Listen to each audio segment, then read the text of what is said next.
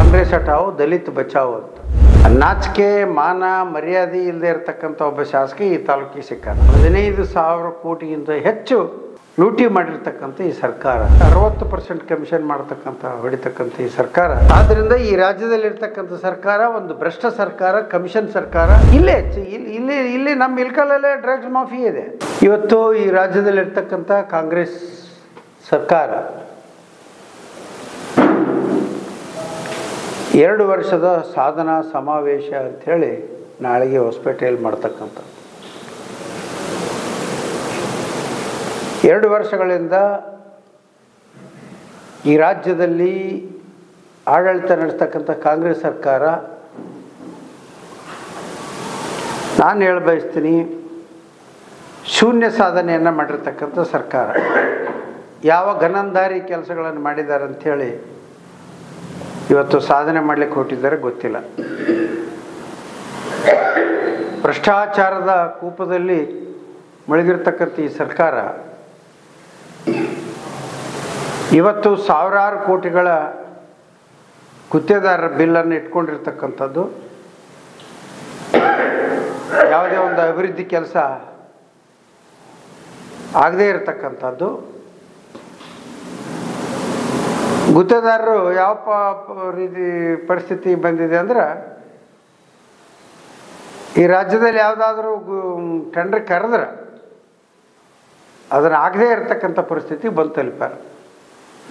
ಯಾಕಂದ್ರೆ ಗುತ್ತೇದಾರರ ಆಪಾದನೆ ಮಾಡಿದ ಹಾಗೆ, ಗುತ್ತೇದಾರ ಸಂಘದವರು ಆಪಾದನೆ ಮಾಡಿದ ಹಾಗೆ 60% ಕಮಿಷನ್ ಹೊಡಿತಕ್ಕಂಥ ಈ ಸರ್ಕಾರ ಇನ್ನು ಅಭಿವೃದ್ಧಿಗೆ ಹೇಗೆ ಸಾಧ್ಯ? ಹಿಂದಿನ ಬಿಲ್ಗಳನ್ನು ಕೊಡಬೇಕಾದ್ರೂ ಯಡಿಯೂರಪ್ಪನವರು ಆಮೇಲೆ ಬೊಮ್ಮಾಯಿಯವ್ರ ಸರ್ಕಾರದಲ್ಲಿ ಏನು ಕೆಲಸಗಳಾಗಿದ್ವು ಆ ಬಿಲ್ಗಳು ಕೊಡೋಕ್ಕನ ಕಮಿಷನ್ ರಾಜ್ಯದಲ್ಲಿ ಮತ್ತು ಇಲ್ಲಿ ನಮ್ಮ ಕ್ಷೇತ್ರದಲ್ಲಿ.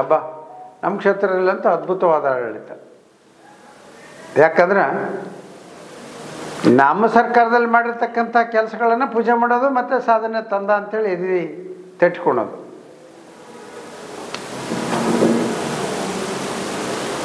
ಒಬ್ಬ ನಾಚಿಕೆ ಮಾನ ಮರ್ಯಾದೆ ಇಲ್ಲದೆ ಇರತಕ್ಕಂಥ ಒಬ್ಬ ಶಾಸಕ ಈ ತಾಲೂಕಿಗೆ ಸಿಕ್ಕಾನ. ಅದು ಈ ತಾಲೂಕಿನ ದುರಾದೃಷ್ಟ. ಆದ್ದರಿಂದ ಇಲ್ಲಿ ಇವತ್ತು ಈ ರಾಜ್ಯದಲ್ಲಿರ್ತಕ್ಕಂಥ ಸರ್ಕಾರ ಇವತ್ತು ನಿಮ್ಮ ಕಣ್ಣು ಮುಂದೆನೇ ಇದೆ. ಕಾಂಗ್ರೆಸ್ ನಾಯಕರೇ ಇದರಲ್ಲಿ ಕಿಂಗ್ ಪಿನ್ಗಳು, ಭ್ರಷ್ಟಾಚಾರದಲ್ಲಿ ಕಿಂಗ್ ಪಿನ್ಗಳು. ವಾಲ್ಮೀಕಿ ನಿಗಮದ ಹಗರಣ 187 ಕೋಟಿ ರೂಪಾಯಿ. ಮತ್ತು ಸಚಿವ ಜಾರ್ಜ್ ಅವರು ಸ್ಮಾರ್ಟ್ ಮೀಟರ್ ಸ್ಮಾರ್ಟಾಗಿ ಕೆಲಸ ಮಾಡ್ಯಾರ. ಇದರಲ್ಲಿ ಯಾವ ರೀತಿಯ ಹಣ ಹೊಡಿಬೇಕು ಅಂತೇಳಿ ಸ್ಮಾರ್ಟ್ ಮೀಟರ್ನಲ್ಲಿ ಸುಮಾರು 15,000 ಕೋಟಿಗಿಂತ ಹೆಚ್ಚು ಲೂಟಿ ಮಾಡಿರ್ತಕ್ಕಂಥ ಈ ಸರ್ಕಾರ ಇನ್ನು ಯಾವ ಸಾಧನೆ ಅಂತ ಜನರ ಮುಂದೆ ಮುಖ ತೋರಿಸ್ತಾರೆ, ಇವರು ಹೇಳ್ತಾರೆ. ಅಷ್ಟೇ ಅಲ್ಲ, ಕಾರ್ಮಿಕರ ಮಕ್ಕಳ ಪೌಷ್ಟಿಕ ಆಹಾರ ಕಿಟ್ ಅಂತೇಳಿ ಅಂತಿದ್ರು. ಅದರಲ್ಲಿ ಕೂಡ 75 ಕೋಟಿ ರೂಪಾಯಿ ಅದೊಂದು ಹಗರಣ ಕಾರ್ಮಿಕ ಇಲಾಖೆಯಲ್ಲಿ, ಸಂತೋಷ್ ಲಾಡ್ ಅವರ ಇಲಾಖೆಯಲ್ಲಿ. ಮತ್ತು ಇವರು ಜಾರ್ಜ್ ಇರ್ಬೋದು, ಸಂತೋಷ್ ಲಾಡ್ ಇರ್ಬೋದು, ನಾಗೇಂದ್ರ ಇರ್ಬೋದು, ಇವರೆಲ್ಲರೂ ಕಾಂಗ್ರೆಸ್ ನಾಯಕರಲ್ಲ, ಅವರೇ ಕಿಂಗ್ ಪಿನ್ ಅಲ್ಲಿ. ಇವೆಲ್ಲ ಭ್ರಷ್ಟಾಚಾರದ ಕಿಂಗ್ ಪಿನ್ಗಳು. ಮತ್ತು ಪರಿಶಿಷ್ಟ ಜಾತಿ ಪರಿಶಿಷ್ಟ ಪಂಗಡಕ್ಕಿರ್ತಕ್ಕಂಥ ಮೀಸಲಾತಿ ಹಣ ಏನಿದೆಯಲ್ಲ, ಕಳೆದ 2 ವರ್ಷದಿಂದ ಬೇರೆ ಉದ್ದೇಶಗಳಿಗೆ ಅದನ್ನು ಬಳಕೆ ಮಾಡಿಕೊಂಡು ಇವತ್ತು ಆ ಸಮುದಾಯಕ್ಕೆ ಘನಘೋರ ಅನ್ಯಾಯವನ್ನು ಎಸಗಿರತಕ್ಕಂಥ ಸರ್ಕಾರ. ಇವತ್ತು ದಲಿತ ಸಂಘಟನೆಗಳು ಹೇಳ್ತಾ ಇದ್ದಾವೆ, ರಾಜ್ಯದಲ್ಲಿ ಅನೇಕ ದಲಿತ ಸಂಘಟನೆಗಳು ಹೋರಾಟವನ್ನು ಮಾಡ್ತಾ ಇದ್ದಾರೆ, ಕಾಂಗ್ರೆಸ್ ಹಟಾವು ದಲಿತ ಬಚಾವು ಅಂತ. ಇವತ್ತು ಹೇಳ್ತಾ ಹೋದರೆ ಪಟ್ಟಿ ಮಾಡಿದರೆ ಭಾಳ ದೊಡ್ಡ ಪಟ್ಟಿನೇ ಇದೆ. ಇದು ಒಂದು ಜನವಿರೋಧಿ ಸರ್ಕಾರ ಅಂಥೇಳಿ ನಾನು ಹೇಳಲಿಕ್ಕೆ ಬಯಸ್ತೇನೆ. ಜನರ ಅಭಿವೃದ್ಧಿಯನ್ನು ಬಯಸಿಲ್ಲ, ತಮ್ಮ ಸ್ವಂತದ ಅಭಿವೃದ್ಧಿ ಆಗಬೇಕು ಅನ್ನೋ ಒಂದು ನಿಟ್ಟಿನಲ್ಲಿ 60% ಕಮಿಷನ್ ಹೊಡೆದು ತಾವುಗಳು ಉದ್ಧಾರ ಆಗ್ತಕ್ಕಂಥ ಕೆಲಸವನ್ನು ಈ ಕಾಂಗ್ರೆಸ್ನ ಅನೇಕ ನಾಯಕರು ಮಾಡ್ತಾ ಇದ್ದಾರೆ. ಮತ್ತು ರಾಜ್ಯದಲ್ಲಂತೂ ಕಾನೂನು ಇಷ್ಟು ಹದಗೆಟ್ಟಿದೆ ಅಂದರೆ ಕಳ್ಳತನ, ಸುಲಿಗೆ, ಕೊಲೆ, ನಿಮ್ಗೆ ಗೊತ್ತಿದೆ. ಡ್ರಗ್ಸ್ ಮಾಫಿಯಾ ಕಂಡಲ್ಲೇ ಬೆಂಗಳೂರು ಇರ್ಬೋದು, ಮಂಗಳೂರು ಇರ್ಬೋದು, ಹುಬ್ಬಳ್ಳಿ, ಧಾರವಾಡ ಎಲ್ಲ ಕಡೆ ಇಲ್ಲೇ ಇಲ್ಲಿ ನಮ್ಮ ಇಲ್ಕಲ್ಲೇ ಡ್ರಗ್ಸ್ ಮಾಫಿಯಾ ಇದೆ. ಸುತ್ತಮುತ್ತ ಇರ್ತಕ್ಕಂಥ ಈ ಡಬ್ಬಿಗಳನ್ನೆಲ್ಲವನ್ನು ಚೆಕ್ ಮಾಡಿದ್ರೆ ಅಲ್ಲೆಲ್ಲ ಡ್ರಗ್ಸ್ ಸಿಗ್ತಾವೆ. ನಂದವಾಡಿ ಅನ್ನೋ ಒಂದು ಪುಟ್ಟ ಗ್ರಾಮದಲ್ಲಿ ಡ್ರಗ್ಸ್ ಸಿಗುತ್ತಂದ್ರೆ ಪರಿಸ್ಥಿತಿ ಎಲ್ಲಿಗೆ ಮುಟ್ಟಿದೆ ಅಂತ. ಇದರಿಂದ ಯಾರಾದರೂ ಪ್ರಭಾವಿ ವ್ಯಕ್ತಿಗಳ ಬೆಂಬಲ ಇರಬೇಕಲ್ಲ, ಇರಲಾರ್ದೆ ಹೆಂಗಾಗುತ್ತಾ ಸಾಧ್ಯತೆ? ಹಾಗಾದರೆ ಪೊಲೀಸ್ ಇಲಾಖೆ ಏನು ಮಾಡ್ತಾ ಇದೆ? ಇಲ್ಲಿವರೆಗೆ ಎಷ್ಟು ಇಲ್ಕಲ್ ನಗರದಲ್ಲಿ ಮನೆಗಳು ಕಳವಾಗಿರ್ತಕ್ಕಂಥವು, ಹಾಡು ಹೋಗಲೇ ಮನೆಗಳು ಕಳವಾಗ್ತವೆ. ಪೊಲೀಸರ ಎದುರುಗಡೆನೆ ಘಟನೆಗಳು ನಡೆದ್ರೆ, ಪೊಲೀಸ್ ಇದು ಸೈಕಲ್ ಮೋಟರ್ ಕಳ ಮಾಡ್ತಕ್ಕಂಥ ಘಟನೆ ನಡೆದ್ರೆ ಕಣ್ಮುಚ್ಚಿಗೆ ಸುಮ್ಮ ಕೂತಿರ್ತಾರೆ. ಇಂಥ ಒಂದು ಪರಿಸ್ಥಿತಿ. ಮತ್ತು ರಾಜ್ಯದಲ್ಲಿ ಮಾನ್ಯ ಮುಖ್ಯಮಂತ್ರಿಗಳು ಹೇಳ್ತಾರೆ, ಸಿದ್ದರಾಮಯ್ಯನವರು ಆರ್ಥಿಕ ಪರಿಸ್ಥಿತಿ ಸುಭದ್ರವಾಗಿದೆ ಅಂತ. ಎಲ್ಲಿದೆ ಸುಭದ್ರವಾಗಿ? ಯಾವ ಯೋಜನೆಗಳನ್ನು ಇವತ್ತು ಈ ರಾಜ್ಯದಲ್ಲಿ ಜಾರಿ ಮಾಡಿದರೆ ಅದನ್ನೇ ಮಾತೆತ್ತಿದ್ರೆ ಗ್ಯಾರಂಟಿ ಹೇಳ್ತಾರೆ. ಗ್ಯಾರಂಟಿ ಹೇಳಿ ಎಷ್ಟು? ಹಾಲು, ನೀರು, ವಿದ್ಯುತ್ತು, ಡೀಸೆಲ್ಲು ಎಲ್ಲ ಬೆಲೆ ಏರಿಸಿರಿ. ಯಾವುದು ಉಳಿಸಿರಿ? ಆಮೇಲೆ ಬೇರೆ ಬೇರೆ ಶುಲ್ಕ, ಈ ಸ್ಟಾಂಪ್ ಡ್ಯೂಟಿ ಇರ್ಬೋದು, ಅದನ್ನು ಏರಿಸಿರ್ತಕ್ಕಂಥದ್ದು. ಏನೋ ಒಬ್ಬ ಸಣ್ಣ ಪಾಪ ಒಂದು ಒಪ್ಪಂದ ಮಾಡ್ಕೊಳ್ಳಿ ಅಂತೇಳಿ ಒಂದು 100 ರೂಪಾಯಿ ಬಾಂಡ್ ಪೇಪರ್ ಮೇಲೆ 20 ರೂಪಾಯಿ ಅಗ್ರಿಮೆಂಟ್ ಮಾಡಿ, 20 ರೂಪಾಯಿ ಬಾಂಡ್ ಪೇಪರ್ ಮೇಲೆ ಅಗ್ರಿಮೆಂಟ್ ಮಾಡ್ಕಿದ್ದಾರೆ. ಅವತ್ತು ಈಗ 100, 500, 1000 ಗಟ್ಟಲೆ ಆಗ್ಯಾವ.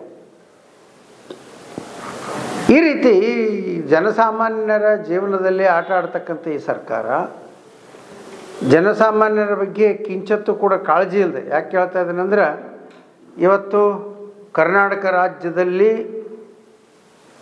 ಆರೋಗ್ಯ ಇಲಾಖೆಯಲ್ಲಿ, ವಿಶೇಷವಾಗಿ ಆರೋಗ್ಯ ಇಲಾಖೆಯಲ್ಲಿ ಗರ್ಭಿಣಿಯರು ಮತ್ತು ಬಾಣತಿಯರು ಎಷ್ಟು ಜನ ಸಾವನ್ನಪ್ಪಿರ್ತಕ್ಕಂಥದ್ದು. ಇದೆಂಥ ದುರಂತ, ದುರಾದೃಷ್ಟ ನಮ್ಮ ರಾಜ್ಯದ್ದು. ಯಾಕಂದ್ರೆ ನಮ್ಮ ಪ್ರಧಾನಮಂತ್ರಿಗಳು ಬೇಟಿ ಬಚಾವ್ ಬೇಟಿ ಪಡಾವ್ ಅಂತಾರೆ.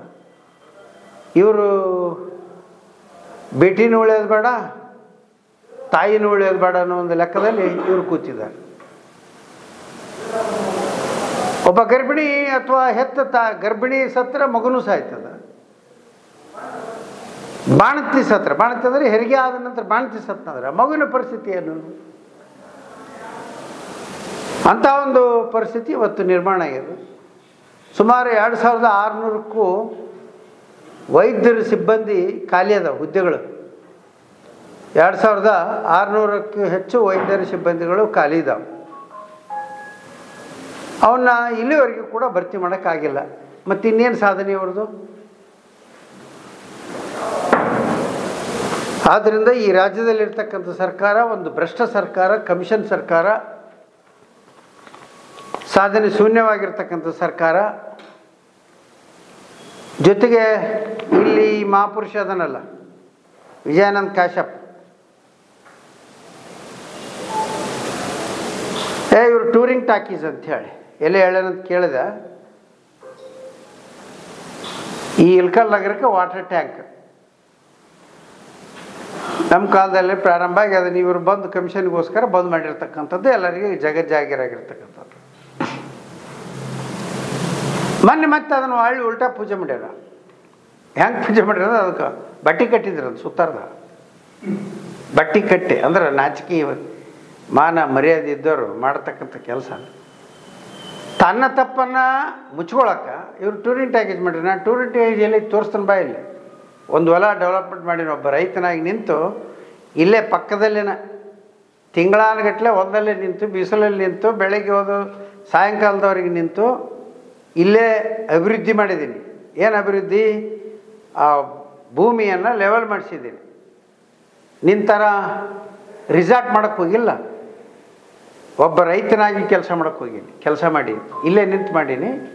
ಬೇಕಾದ್ರೆ ಬಂದು ನೋಡ್ಕೊಂತ ಹೋಗಿದ್ರು ಹೋಗು, ಗೊತ್ತಾಗುತ್ತೆ ಯಾರ್ದು ಟೂರಿಂಗ್ ಪ್ಯಾಕೇಜು, ಯಾರ್ದು ನಿಜವಾದ ಜನಪರ ಕಾಳಜಿ ಅನ್ನೋದು ಗೊತ್ತಾಗುತ್ತಾ. ನಿನ್ನಿಂದ ನಾನೇನು ಜನಪರ ಕಾಳಜಿ ಕಲಿಬೇಕಾಗಿಲ್ಲ, ನಿನ್ನಿಂದ ನಾನೇನು ಬುದ್ಧಿ ಕಲಿಬೇಕಾಗಿಲ್ಲ.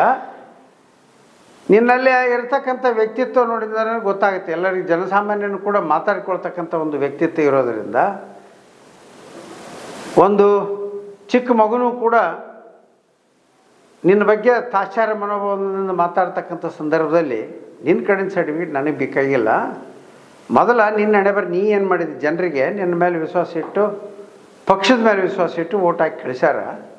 ನಿಮ್ಮ ಗ್ಯಾರಂಟಿಗಳನ್ನು ನಂಬಿ ಗ್ಯಾರಂಟಿ ಕೊಡ್ತೀವಿ ಅಂಥೇಳಿ ಎಲ್ಲವಷ್ಟೂ ದುಬಾರಿ ಮಾಡಿ ಇವತ್ತು ಜನಸಾಮಾನ್ಯರು ಕೂಡ ಪರದಾಡ್ತಕ್ಕಂಥ ಒಂದು ಪರಿಸ್ಥಿತಿ ನಿರ್ಮಾಣ ಆಗೈತೆ.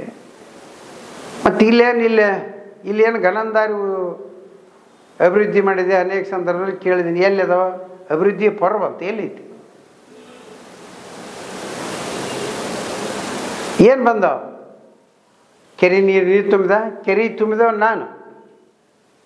ಅದರ ನೀರು ಉಲ್ಟಾ ಪೈಪ್ಲೈನ್ ಮುಖಾಂತರ ನಿನ್ನ ರಿಸಾರ್ಟಿಗೆ ತೊಗೊಳಕತ್ತಿದ್ದೆ. ನನಗೆ ಗೊತ್ತಿಲ್ಲ, ಮೊನ್ನೆ ನಾನು ಹೋಗ್ಬೇಕಾದ್ರೆ ನೋಡಿದ್ದು, ನಾನು ಶಿವನಗುತ್ತಿ ಕೆರೆ ತುಂಬಿದ್ವಿ. ಆ ಕೆರೆಯಿಂದ ಪೈಪ್ಲೈನ್ ತಾನು ಹೊಲಕ್ಕೆ ಮಾಡ್ಕೊಂಡಾನು, ಆ ರಿಸಾರ್ಟಿಗೆ. ಹೊಲಕ್ಕಲ್ಲದು, ಹೊಲ ಆದ್ರೆ ಒಬ್ಬ ರೈತ ಪಾಪ ಬೆಳೀಲಿ ಅಂತಿದ್ದು ನಾನು, ರಿಸಾರ್ಟಿಗೆ ಮಜಾ ಮಾಡಲಿಕ್ಕೆ.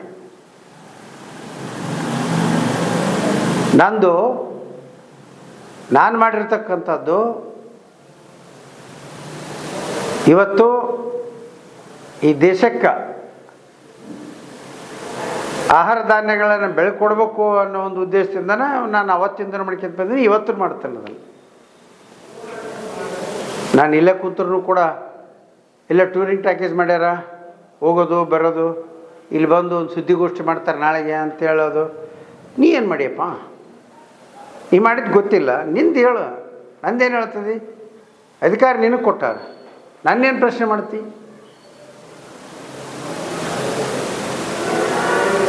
ಯಾವುದು ಹೊಸ ಯೋಜನೆ ನಿಮ್ಮ ಕಾಂಗ್ರೆಸ್ ಸರ್ಕಾರ ಬಂದ ಮೇಲೆ ಟೆಂಡರ್ ಕರೆದು ಇಂಥ ಹೊಸ ಯೋಜನೆ ಪ್ರಾರಂಭ ಮಾಡೀನಿ ಅಂತ ಹೇಳಿ, ಇಲ್ಕಲ್ಲಿ ಕುಡಿಯೋ ನೀರು ಆಲ್ಮಟ್ಟಿ ಡ್ಯಾಮ್ ನೀ ತಂದೆ, ನೀರಾವರಿ ಯೋಜನೆ ನೀ ಮಾಡಿದೆ, ಕೆರೆ ತುಂಬ ಯೋಜನೆ ನೀ ಮಾಡಿದೆ, ಹನಿ ನೀರಾವರಿ ಯೋಜನೆ ನೀ ಮಾಡಿದೆ. ನನ್ನ ಸರ್ಕಾರದಲ್ಲಿ ನಾನು ಮಾಡಿರ್ತಕ್ಕಂಥವು ಜನರಿಗೆಲ್ಲ ಗೊತ್ತೈತೆ. ನೀನು ನಾನು ಮಾಡೀನಿ ಅಂಥೇಳಿ ನಿನ್ನ ಹಣೆಬರ ಇಷ್ಟ ಇದು ಏನಂದ್ರೆ, ನಾವು ಮಾಡಿದ ಕೆಲಸ, ನಾವು ಪೂಜೆ ಮಾಡಿದ ಕೆಲಸನ ಒಳ್ಳೆ ಅದನ್ನು ಬಟ್ಟೆ ಮುಚ್ಕೇಸಿ ಪೂಜೆ ಮಾಡೋದು, ಅದು ಸುತ್ತಾರದ ಬಟ್ಟೆ ಸುತ್ತಿ ಪೂಜೆ ಮಾಡೋದು. ಇಷ್ಟು ಬಿಟ್ರೆ ನಿನ್ನ ಸಾಧನೆ ಏನಿಲ್ಲ, ಶೂನ್ಯ. ಅದಕ್ಕೆ ಈ ಕಾಂಗ್ರೆಸ್ಸಿಂದು, ಈ ಶಾಸಕಂದು ಶೂನ್ಯ ಸಾಧನೆ. ಇದರಲ್ಲಿ ಯಾವುದೇ ಸಾಧನಾ ಸಮಾವೇಶ ಮಾಡೋದ್ರಲ್ಲಿ ಅರ್ಥ ಇಲ್ಲ. ಜನ ಅದಕ್ಕೆ ಹೋಗೋ ಅವಶ್ಯಕತೆ ಇಲ್ಲ ಅಂಥೇಳಿ ನಾನು ವಿನಂತಿ ಮಾಡ್ಕೊಳ್ತೇನೆ. ಇವತ್ತು ನಮ್ಮ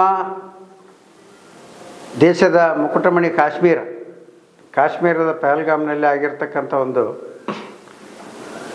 ಉಗ್ರಗಾಮಿಗಳ ಚಟುವಟಿಕೆಯಿಂದ ಸುಮಾರು 26 ಜನರನ್ನ ಕಗ್ಗೊಲೆ ಮಾಡಿರ್ತಕ್ಕಂಥದ್ದು. ಅದಕ್ಕೆ ಪ್ರತಿಕಾರವಾಗಿ ಮಾನ್ಯ ಪ್ರಧಾನಮಂತ್ರಿಗಳು ಇಡೀ ವಿಶ್ವದ ಎಲ್ಲ ನಾಯಕರು ಮೆಚ್ಚುವ ರೀತಿಯಲ್ಲಿ ನಿರ್ಣಯ ತೆಗೆದುಕೊಂಡ್ರು. ಪ್ರತಿಕಾರಕ್ಕೆ ಪ್ರತಿಕಾರ. ಯಾವ ನಮ್ಮ ನಾಗರಿಕರನ್ನು ಕೊಲೆ ಮಾಡಿದ್ದಾರೆ, ಧರ್ಮ ಕೇಳಿ, ಧರ್ಮದ ಆಧಾರದ ಮೇಲೆ ಯಾರು ಮಾಡಿದ್ದಾರೆ, ಆ ಉಗ್ರಗಾಮಿ ಚಟುವಟಿಕೆ ಕೇಂದ್ರಗಳನ್ನು ಇವತ್ತು ಆರಿಸಿ ಹೊಡಿತೀವಿ ಅಂತೇಳಿ ನಮ್ಮ ಪ್ರಧಾನಮಂತ್ರಿಗಳು ಹೇಳಿದರು. ಅದರ ಪ್ರತಿಕಾರವಾಗಿ ಇವತ್ತು ಕೇಂದ್ರ ಸರ್ಕಾರ ದಿಟ್ಟ ನಿರ್ಧಾರವನ್ನು ತೆಗೆದುಕೊಂಡು ಒಳ್ಳೆಯ ಡಿಪ್ಲೊಮೆಸಿಯಾಗಿ ಇಡೀ ಜಗತ್ತಿನ ಯಾವ ನಾಯಕನು ಕೂಡ ಬಟ್ಟು ಮಾಡದೇ ಇರುವ ರೀತಿಯಲ್ಲಿ, ಯಾಕಂದ್ರೆ ಮೊದಲು ಗುರಿಯಾಗಿ ಹೊಡೆದಿದ್ದು ಏನು ಮೋಸ್ಟ್ ವಾಂಟೆಡ್ ಉಗ್ರಗಾಮಿಗಳ ಕೇಂದ್ರಗಳೇನಿದ್ದು, ಲಷ್ಕರ್ ಎ ತೊಯ್ಬಾ ಇರ್ಬೋದು, ಇನ್ನೂ ಹಲವಾರು ಸಂಘಟನೆಗಳು ಟೆರರಿಸ್ಟ್ ಗ್ರೂಪ್ಗಳಿದ್ದಾವೆ. ಅವುಗಳ ಕೇಂದ್ರಗಳನ್ನು ಏನು ಪೋಷಣೆ ಮಾಡ್ತಿತ್ತು ಪಾಕಿಸ್ತಾನದ ಒಳಗಡೆನೇ ನುಗ್ಗಿ ಇವತ್ತು ಆ ಕೇಂದ್ರಗಳನ್ನು ಧ್ವಂಸ ಮಾಡಿರ್ತಕ್ಕಂಥದ್ದು. ಯಾವ ಮಸೂದ್ ಅಜರ್ ಭಾರತ ದೇಶದಲ್ಲಿ ಅನೇಕ ಉಗ್ರಗಾಮಿ ಚಟುವಟಿಕೆಗಳಿಗೆ ಮತ್ತು ಭಾರತ ದೇಶದ ವಿಮಾನವನ್ನು ಕಂದಹಾರಿಗೆ ಹೈಜಾಕ್ ಮಾಡಿ ಅವ್ರ ತಮ್ಮನ ಕಡೆಯಿಂದ ತಾನು ಈ ಭಾರತ ದೇಶದ ಜೈಲಿನಿಂದ ಬಿಡುಗಡೆ ಆದ ನಂತರ ಅನೇಕ ಘಟನೆಗಳು ನಡೆದಿದ್ದಾವೆ ಇಡೀ ದೇಶದಲ್ಲಿ. ಮುಂಬೈನಲ್ಲಿರ್ಬೋದು, ದೆಹಲಿಯಲ್ಲಿರ್ಬೋದು, ಅನೇಕ ಕಡೆ, ಬೆಂಗಳೂರಿನಲ್ಲಿ ಕೂಡ ನಡೆದಿರ್ತಕ್ಕಂಥವು ಸರಣಿ ಬಾಂಬ್ ಸ್ಫೋಟಗಳು. ಮತ್ತು 10 ಜನ ಉಗ್ರರು ಬಾಂಬೆ ಮೇಲೆ ಬಂದು 170ಕ್ಕೂ ಹೆಚ್ಚು ಜನರನ್ನ ಕೊಲೆ ಮಾಡಿದರು. ಕಾಂಗ್ರೆಸ್ ನಾಯಕರು ಪ್ರಶ್ನೆ ಮಾಡ್ತಾರೆ, ಏನು ಮಾಡ್ತಾ ಇದ್ದೀರಿ ನೀವು ಅಂತ. ಕಾಂಗ್ರೆಸ್ ನಾಯಕರಿಗೆ ನಾನು ಕೇಳಕ್ಕೆ ಬಯಸ್ತೇನೆ, ಹಿಂದೆ ನಿಮ್ಮ ಸರ್ಕಾರದ ಅವಧಿಯಲ್ಲಿ ಮುಂಬೈ ಮೇಲೆ ದಾಳಿಯಾಗಿ 176 ಜನ, 170ಕ್ಕೂ ಹೆಚ್ಚು ಜನ ಮೃತರಾದರು. ಅವತ್ತೇನು ಕ್ರಮ ತಗೊಂಡ್ರಿ ನೀವು? ಅವತ್ತೇನಾದ್ರು ತಗೊಂಡಿರ್ಬೇಕಲ್ಲ. ಅವತ್ತೇನು ತಗೊಳ್ಳಿಲ್ಲ. ಜೊತೆಗೆ ಏನು ಮಾಡಿದ್ರಿ? ಅವತ್ತು ಪ್ರೆಸ್ ಮೀಟ್ ಮಾಡಿದ್ರಿ, ಅಲ್ಲಿಗೆ ಸುಮ್ಮನೆ ಆದ್ರಿ. ಆಮೇಲೆ ಮುಂಬೈದಾಗ ಸರಣಿ ಬಾಂಬ್ ಸ್ಫೋಟ ಆಗಿ 2006ರಲ್ಲಿ 209 ಜನ ತೀರ್ಕೊಂಡ್ರು. ಅವತ್ತೇನು ಮಾಡಿದ್ರಿ? ಏನೂ ಮಾಡಲಿಲ್ಲ. ದೆಹಲಿಯಲ್ಲಿ 2005ರಲ್ಲಿ ಅಲ್ಲಿನೂ ಸರಣಿ ಬಾಂಬ್ ಸ್ಫೋಟ ಅದು 62 ಸಾವು ಅದು ಅವತ್ತು. ಇದು ಲಷ್ಕರ್ ಎ ತೊಯ್ಬಾ ಮಾಡಿರ್ತಕ್ಕಂಥದ್ದು. 2006ರಲ್ಲಿ ಇಂಡಿಯನ್ ಮುಜಾಹಿದ್ದೀನ್ ಅಂತ ಹೇಳಿದರು. ಜೈಪುರದಲ್ಲಿ ಅಲ್ಲಿನೂ ಕೂಡ ಸರಣಿ ಬಾಂಬ್ 80 ಸಾವು ಅದು 2008ರಲ್ಲಿ. ಅವಾಗ ಯಾರಿದೆ ಸರ್ಕಾರ ಇತ್ತು? ಅಹಮದಾಬಾದ್ನಲ್ಲಿ ಸರಣಿ ಬಾಂಬ್ ಅದು 58 ಜನ ಸತ್ತರು 2008ರಲ್ಲಿ. ಅದು ಇಂಡಿಯನ್ ಮುಜಾಹಿದ್ದೀನ್ ಕೃತ್ಯ. ಅವಾಗೇನು ಕ್ರಮ ತಗೊಂಡ್ರಿ? ಆಮೇಲೆ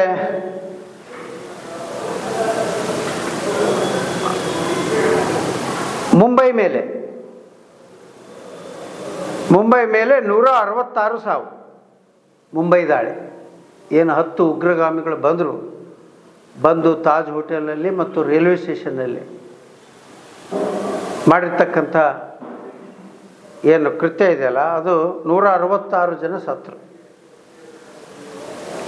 ಹರಿಯಾಣದಲ್ಲಿ 2007ರಲ್ಲಿ ಲಷ್ಕರ್ ಎ ತೊಯ್ಬಾದ್ದು 70 ಜನ. ಹೀಗೆ ಹೇಳ್ತೀರದಷ್ಟು ಘಟನೆಗಳು. ಯಾವ ಘಟನೆ ಬಗ್ಗೆ ನೀವು ಒಂದು ಕ್ರಮವನ್ನು ಹೋಗಲಿ, ಯಾವ ಒಬ್ಬ ಪಾಕಿಸ್ತಾನದ ಉಗ್ರನ್ನ ಹಿಡ್ಕೊಂಡ್ರೆ, ಏನು ಸೈನಿಕರನ್ನ ಹಿಡ್ಕೊಂಡ್ರೆ ಯಾರನ್ನೂ ಮಾಡಲಿಲ್ಲ. ಆದರೆ ಯಾವ ಪುಲ್ವಾಮಾದ ಮೇಲೆ ಸೈನಿಕರ ದಾಳಿ ಮಾಡಿದಾಗ ಈ ದೇಶದ ನೆಚ್ಚಿನ ಪ್ರಧಾನಿ ನರೇಂದ್ರ ಮೋದಿಜಿಯವರು ಬಾಲಾಕೋಟ್ ಮೇಲೆ ಪಾಕಿಸ್ತಾನದ ಒಳಗಡೆನೇ ನುಗ್ಗಿ ಅಲ್ಲಿರ್ತಕ್ಕಂಥ ಎಲ್ಲ ಉಗ್ರಗಾಮಿ ಕೇಂದ್ರಗಳನ್ನು, ಚಟುವಟಿಕೆ ಕೇಂದ್ರಗಳನ್ನು ರಾತ್ರೋರಾತ್ರಿ ಧ್ವಂಸ ಮಾಡಿರ್ತಕ್ಕಂಥದ್ದು. ಈಗ ಮೊನ್ನೆ ಪಹಲ್ಗಾಮ್ 26 ಜನ ಏನು ಕೊಲೆ ಆಯಿತು, ಆ ಸಂದರ್ಭದಲ್ಲಿ ಇವತ್ತು ಒಂದು ಗಟ್ಟಿ ನಿರ್ಧಾರ ತಗೊಂಡು ಹೇಳಿದರು, ಇನ್ಮೇಲೆ ನಾವು ಸಹಿಸೋಕ್ಕೆ ಸಾಧ್ಯ ಇಲ್ಲ, ಇವತ್ತು ಏನಿದ್ರು ನೀವೆಲ್ಲ ಉಗ್ರಗಾಮಿ ಕೇಂದ್ರಗಳನ್ನು ನಾವು ಸುಟ್ಟು ಭಸ್ಮ ಮಾಡ್ತೀವಿ, ಹುಡುಕಿ ಹೊಡಿತೀವಿ ಅಂತ ಹೇಳಿದ್ರು. ಇವತ್ತು ಹುಡುಕಿ 9 ಸ್ಥಳಗಳನ್ನು ಇವತ್ತು ಧ್ವಂಸ ಮಾಡಿರ್ತಕ್ಕಂಥದ್ದು ಜಗತ್ತಿನ ಮುಂದೆ ಜಗಜ್ಜಾಹೀರಾಯಿತು. ಅವ್ರು ಪಾಕಿಸ್ತಾನದವ್ರು ಅಷ್ಟಕ್ಕೆ ಸುಮ್ಮನೆ ಆಗಿದ್ರೆ ಭಾರತ ದೇಶನೂ ಸುಮ್ಮನೆ ಇರ್ತಿತ್ತು. ಪಾಕಿಸ್ತಾನದವರು ಸುಮ್ಮನೆ ಕೂಡಲಿಲ್ಲ. ಏನು ಮಾಡಿದ್ರು? ಭಾರತ ದೇಶದ ಮೇಲೆ ದಾಳಿ ಮಾಡಲಿಕ್ಕೆ ವಿಶೇಷವಾಗಿ ಸೇನಾ ನೆಲೆಗಳನ್ನು ಗುರಿಯಾಗಿಟ್ಟು ರಾಕೆಟ್ಗಳನ್ನು, ಮಿಸೈಲ್ಗಳನ್ನು, ಡ್ರೋನ್ಗಳನ್ನು ನೂರಾರು ಸಂಖ್ಯೆಯಲ್ಲಿ ಕಳಿಸ್ತಕ್ಕಂಥದ್ದು, ಬಿಡ್ತಕ್ಕಂಥದ್ದು, ಅಟ್ಯಾಕ್ ಮಾಡ್ತಕ್ಕಂಥ ಕೆಲಸ ಮಾಡಿದರು. ನಮ್ಮ ದೇಶದ ವಾಯುನೆಲೆಯನ್ನು ಸುರಕ್ಷವಾಗಿ ಕಾಪಾಡ್ತಕ್ಕಂಥ ಒಂದು ಸುದರ್ಶನ್ ಚಕ್ರ S-400 ಇವತ್ತು ಎಲ್ಲ ಪಾಕಿಸ್ತಾನದ ಎಲ್ಲ ಶಸ್ತ್ರಾಸ್ತ್ರಗಳನ್ನು, ಅದು ವಿಶೇಷವಾಗಿ ಚೈನಾ ಕೊಟ್ಟಿರ್ತಕ್ಕಂಥದ್ದು, ಟರ್ಕಿ ಕೊಟ್ಟಿರ್ತಕ್ಕಂಥವ್ನು ಎಲ್ಲವನ್ನು ಕೂಡ ಸುಟ್ಟು ಭಸ್ಮ ಮಾಡಿರ್ತಕ್ಕಂಥದ್ದು, ದೇಶದ ಒಳಗಡೆನೆ ಗಡಿ ಒಳಗಡೆನೆ ಬರೆದ ಹಾಗೆನೇ ತಡೆದಿರ್ತಕ್ಕಂಥದ್ದು. ಇವತ್ತು ಇಡೀ ವಿಶ್ವ ಈ ಕಾರ್ಯಾಚರಣೆ ನೋಡಿ ಭಾರತದ ಬಗ್ಗೆ ಆಶ್ಚರ್ಯಚಕಿತವಾಗಿ ಒಳ್ಳೆ ನೋಡ್ತಕ್ಕಂಥ ಕೆಲಸವನ್ನು ಇವತ್ತು ಇಡೀ ವಿಶ್ವ ಮಾಡ್ತಾ ಇದೆ. ಭಾರತದ ಕೀರ್ತಿ ಇವತ್ತು ಜಗತ್ತಿನಲ್ಲಿ ಅತ್ಯಂತ ಉನ್ನತ ಮಟ್ಟಕ್ಕೇರಿರ್ತಕ್ಕಂಥದ್ದು.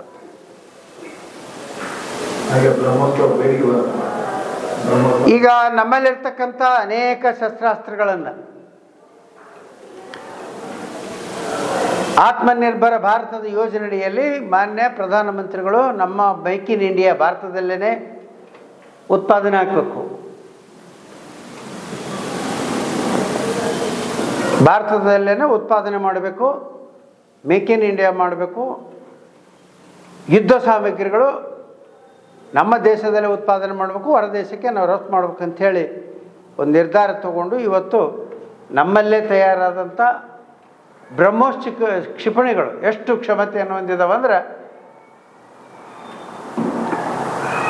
ಪಾಕಿಸ್ತಾನದ ಯಾವ ಮೂಲೆಯನ್ನು ಕೂಡ ಬಿಡದೇ ರೀತಿಯಲ್ಲಿ ಇವತ್ತು ಪಾಕಿಸ್ತಾನಕ್ಕೆ ಒಂದು ಸಂದೇಶವನ್ನು ಕೊಟ್ಟಿದ್ದಾರೆ ನಮ್ಮ ಸೈನಿಕರು.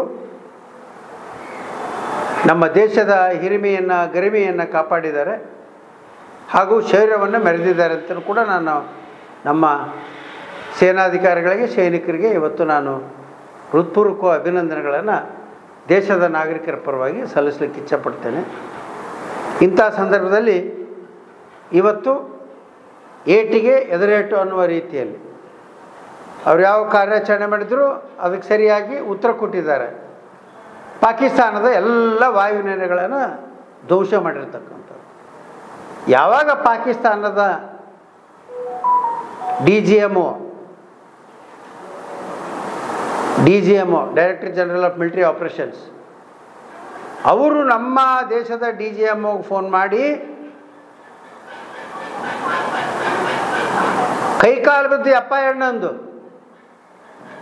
ಸಾಕು, ಇಲ್ಲಿಗೆ ಯುದ್ಧ ನಿಲ್ಲಿಸಿ ಅಂತೇಳಿ ಮನವಿ ಮಾಡಿಕೊಂಡ ನಂತರ ಆ ಯುದ್ಧವನ್ನು ನಿಲ್ಲಿಸಿರ್ತಕ್ಕಂಥದ್ದು ಯಾರ ಮಾತು ಕೇಳಿ ಅಲ್ಲ,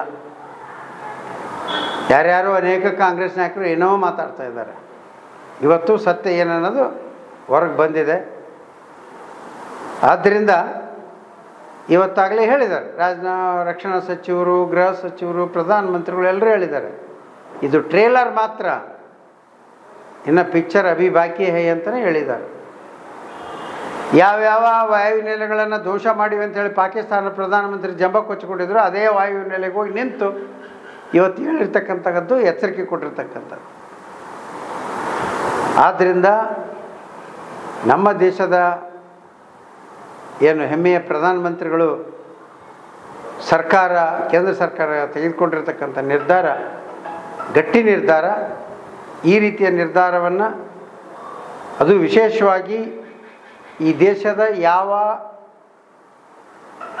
ಸೈನಿಕರಿಗೂ ಮತ್ತು ನಮ್ಮ ದೇಶದ ರಕ್ಷಣಾ ವ್ಯವಸ್ಥೆ ಯಾವ ಅಸ್ತ್ರಗಳಿಗೂ ಕೂಡ ಹಾನಿಯಾಗದ ರೀತಿಯಲ್ಲಿ ಪಾಕಿಸ್ತಾನವನ್ನು ಬಗ್ಗು ಬಡಿದಿರ್ತಕ್ಕಂಥದ್ದು ಇದು ಹೆಮ್ಮೆಯ ವಿಷಯ.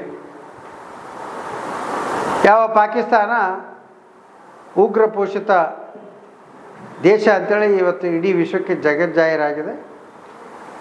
ಇನ್ನು ಮಾತುಕತೆ DGMOಗಳ ಮಟ್ಟದಲ್ಲಿ ನಡೆದಿದೆ.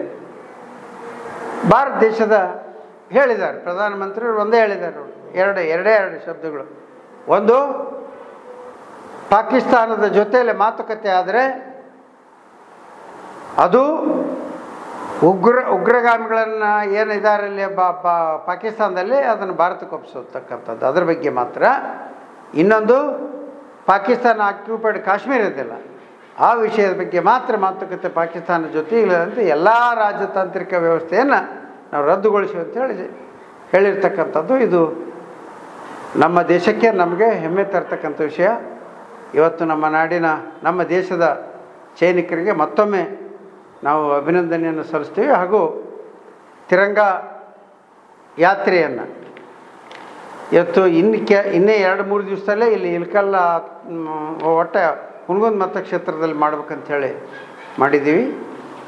ಇದರಲ್ಲಿ ಇಡೀ ಕ್ಷೇತ್ರದ ಎಲ್ಲರೂ ಪಕ್ಷಾತೀತವಾಗಿ, ಇದು ಯಾರೋ ಭಾರತೀಯ ಜನತಾ ಪಕ್ಷದವರು ಅಷ್ಟೇ ಸೇರಬೇಕು ಅವರ ಅಷ್ಟ ಮಾಡ್ಬೇಕಂತಿಲ್ಲ. ಯಾಕಂದ್ರೆ ನಾವೆಲ್ಲರೂ ಇವತ್ತು ನನ್ನ ಪಕ್ಷ ಅದು ಇದು ಬಿಟ್ಟು ಮಾತಾಡ್ತಾನೆ ವೈಯಕ್ತಿಕವಾಗಿ ಹೇಳ್ಬೇಕಂತ ನಾವೆಲ್ಲರೂ ಭಾರತೀಯರು. ಇವತ್ತು ನಮ್ಮ ಭಾರತದ ಹೆಮ್ಮೆಯ ಪುತ್ರರಾದ ಸೈನಿಕರು ಇವತ್ತು ನಮ್ಮ ದೇಶದ ರಕ್ಷಣೆಯನ್ನು ಮಾಡಿರುವ ಜೊತೆಯಲ್ಲಿ ವಿರೋಧಿ ದೇಶಕ್ಕೆ ತಕ್ಕ ಪಾಠವನ್ನು ಕೂಡ ಕಲಿಸಿದ್ದಾರೆ.